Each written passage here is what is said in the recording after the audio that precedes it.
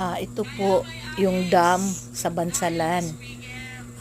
Nag-stop over kami dito kasi maganda yung yung water. Tapos yung flow ng tubig niya. Dinadayo po itong dam na to. Marami pong dumadayo dito. Kaya napakasarap po ng klima dito. Malamig ang hangin. Maganda yung tubig. Tingnan nyo mga bata. Ang dami-dami talagang umaakyat dyan. Tapos mag-slide sila. Very enjoy talaga yung mga nila. Pati kami na tumitingin with my family. Super enjoy din dito.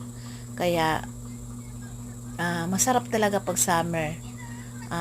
Happy ang mga bata. Kaya dinadayo po ito ng iba't ibang mga lahi in any different country dumadayo dito kasi napakalinis po ng tubig.